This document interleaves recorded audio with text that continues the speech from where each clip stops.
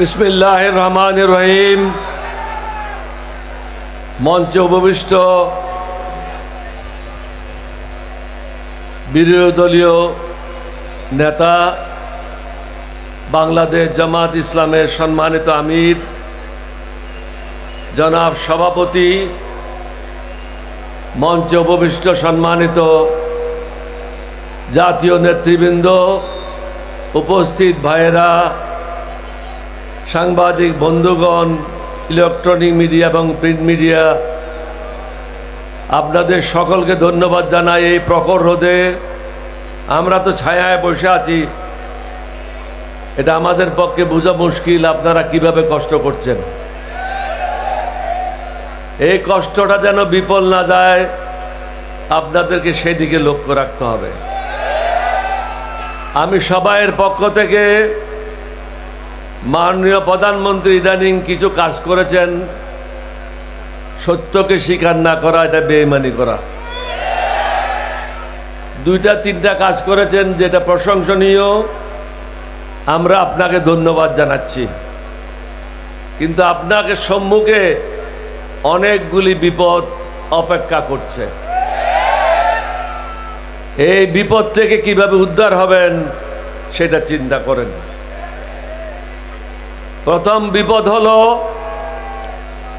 লক্ষ লক্ষ যুবক চাকরির জন্য ঘুরে বেড়াচ্ছে, প্রতিদিন বেকার সমস্যা বৃদ্ধি পাচ্ছে, বিদেশি বিনিয়োগ বন্ধ, বাংলাদেশে যে সমস্ত বড় বড় বিদেশি কোম্পানিগুলি আছে তারাও তাদের কর্মকাণ্ড গুটিয়ে নিচ্ছে।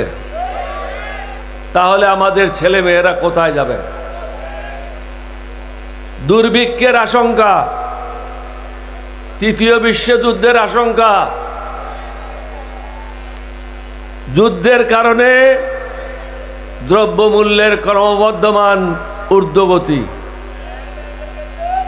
জনগণ দুঃসহ জীবন যাপন করছে, যার কারণে পত্রিকা খুললেই দেখবেন প্রতিনিয়ত হত্যাকাণ্ড ঘটছে।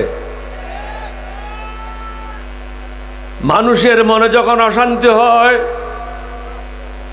মানুষ যখন সমস্যায় জর্জরিত হয়, সে তখন আর ডান বাম দেখে না। আরেকটি গুরুত্বপূর্ণ বিষয় হলো বিদেশি দালালদের কারণে আমরা গত 19 বছর অনেক কষ্ট পেয়েছি। এই দালালদের চিহ্নিত করতে হবে, তাদের হাত পা ভেঙে দিয়ে পুলিশে সোপর্দ করতে হবে। এখানে দেখতে হবে শুভেন্দুর কোনো ফলোয়ার আছে কিনা। এই গরুটা ক্ষমতায় আসার পরে থেকে বাংলাদেশের বিরুদ্ধে হুমকি দিচ্ছে, যুদ্ধ করব, দখল করে নেবে, এটা তোমার বাপের দেশ, তুমি দখল করে নেবা। আর আমরা যদি বলি আমরা আসাম, ত্রিপুরা, মেঘালয়, 7 সিস্টার সব দখল করে নেব, তখন কি বলবা? আমরা তো সেটা বলছি না। আমরা বলি যে আমাদের ঘরে আমাদেরকে শান্তিতে থাকতে দাও, তুমি তোমার ঘরে শান্তিতে থাকো, তোমার ব্যাপারে আমরা কোনো হস্তক্ষেপ করব না, এটা তোমাদের আভ্যন্তরীণ ব্যাপার। কিন্তু তোমরা প্রতিনিয়ত আমাদের আভ্যন্তরীণ ব্যাপারে হস্তক্ষেপ করে যাচ্ছ। বাংলাদেশকে অশান্ত করার ব্যাপারে ভারত এখন নতুন পদক্ষেপ নিয়েছে। শহীদ রাষ্ট্রপতি জিয়াউর রহমানের সময় কাদের সিদ্দিকী সহ আওয়ামী লীগের অসংখ্য নেতাকর্মী ভারতে আশ্রয় নিয়ে ব্রাহ্মণবাড়িয়া থেকে আরম্ভ করে ময়মনসিংহ পর্যন্ত বর্ডার অস্থিতিশীল করেছিল। এটাকে ঠিক করতে আমাদের অনেক কষ্ট হয়েছে। তৎকালীন ভারতের প্রধানমন্ত্রী, উনার সাথে কথা বলে, উনি খুব ভালো লোক ছিলেন, ভদ্রলোক ছিলেন, উনি এই সমস্যা নিজেই সমাধান করেছিলেন। কিন্তু এখন ভালো লোক, ভদ্রলোক ভারতে ক্ষমতায় নাই।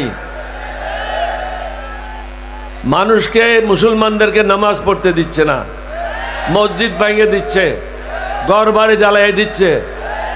আমরা তো কোরআন মানি, সুন্নাহ মানি, যার কারণে প্রত্যেক ধর্মের মানুষকে আমরা নিরাপত্তা নিশ্চিত করছি। আমাদের দেশে তো কোনো ঘটনা ঘটে না, কারণ আমরা আমার নবীর উম্মত, আল্লাহর বিধান আমরা মেনে চলি। এখানে প্রফেসর মুজিবুর রহমান সাহেব বলে গেছেন, ইংলিশে বলে, পাকিস্তানে যখন আমি বিয়ে পড়ি বিশ্ববিদ্যালয়ে, আমাদের একটা বই ছিল, ওটার নাম ছিল ইসলামিক আইডিওলজি। ওইটার প্রথম শব্দটাই ছিল Islam is a complete code of life. ইসলাম হলো একটা পূর্ণাঙ্গ জীবন ব্যবস্থা।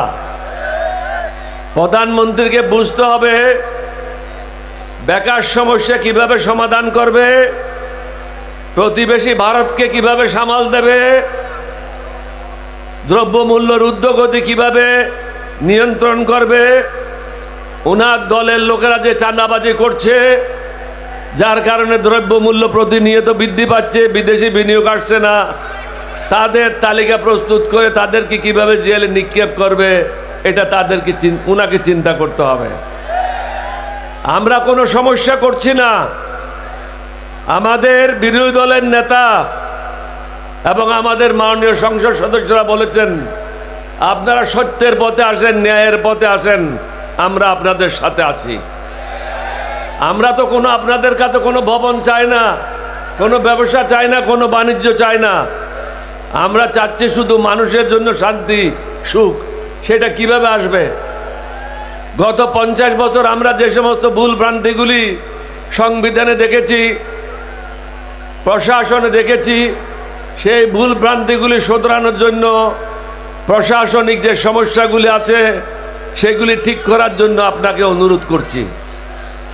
আজকে আপনি পাবলিক সার্ভিস কমিশনে চেয়ারম্যান নিয়োগ দেন, মেম্বার নিয়োগ দেন, এটা দলীয় দৃষ্টিকোণ থেকে নিয়োগ দেওয়া হয়, যার কারণে সে দলের সেবাদাস হিসাবে কাজ করে। একই অবস্থা দুদকে, একই অবস্থা প্রধান বিচারপতি বা বিচারপতিদের। প্রত্যেকটা সাংবিধানিক পদে আমরা বলেছি একটা কমিটির মাধ্যমে যাচাই বাছাই করে নিরপেক্ষ ব্যক্তিকে পদায়ন করা হবে। আমরা তো বলি না জামাতের নেতাকে দিতে হবে, 11 দলীয় ঐক্য জোটের নেতাকে দিতে হবে। আমরা চাচ্ছি যারা রাজনীতির সাথে জড়িত না, দানের শিশুরও হবে না, পাল্লারও হবে না, ছাতিরও হবে না, অন্য কোনো প্রতীকের হবে না, সে হবে বাংলাদেশের প্রতীক। আমরা তো অন্যায় কিছু আবদার করছি না আপনাদের কাছে। আপনার বুঝতে হবে অনেকগুলি সমস্যা আপনাকে মোকাবেলা করতে হবে। অর্থনীতির অবস্থা মোটেও ভালো না। চীনা বাবা উদ্ধার না করলে আপনি আগাতে পারবেন না। হয়তো চীনে গেছে, কিছুটা সহযোগিতা পাবেন, কিন্তু এটা দিয়ে তো কাজ চলবে না। নিজের দেশে আপনাকে উপার্জন বৃদ্ধি করতে হবে। রেমিটেন্স ঠিকভাবে আসছে না, কারণ মধ্যপ্রাচ্যে যুদ্ধের কারণে অনেক চাকরিচ্যুত হচ্ছে, অনেকে দেশে চলে আসছে, সুতরাং রেমিটেন্সও কমে যাবে।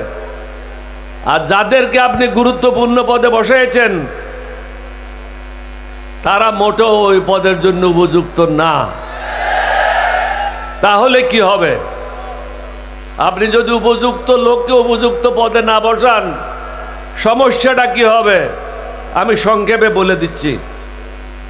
আমাদের গ্রামের একটা লোক সৌদি আরবিয়া গিয়েছিল। ওখানে যখন লম্বা লম্বা জুব্বা দেখলো তার খুব পছন্দ হলো। সে বললো যে এবার বাড়ি যাওয়ার সময় একটা লম্বা জুব্বা নিয়ে যাব।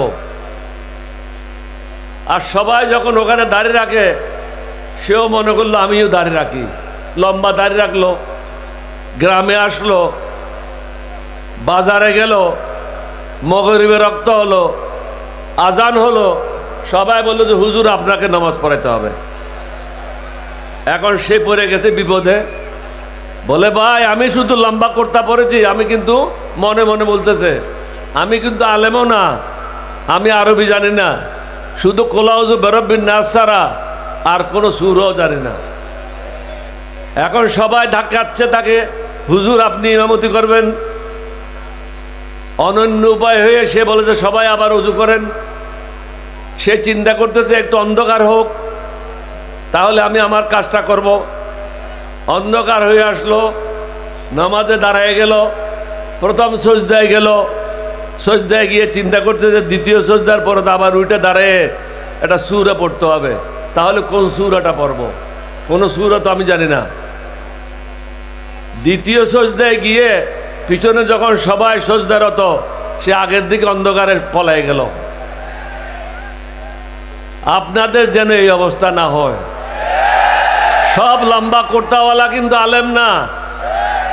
আপনি যাদেরকে মন্ত্রী হিসাবে বসিয়েছেন, এদের দেশ চালানোর কোনো অভিজ্ঞতা নাই।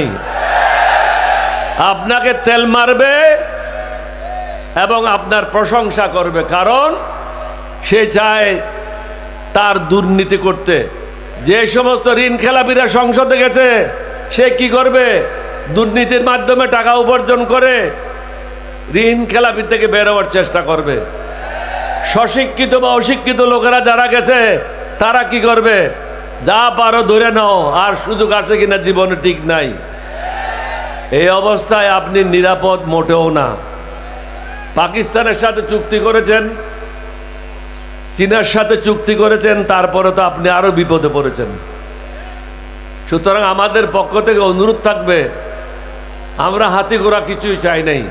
আমরা চাইছি কিছু সংস্কার, যেটার দ্বারা আপনি উপকৃত হবেন, আমরা উপকৃত হব।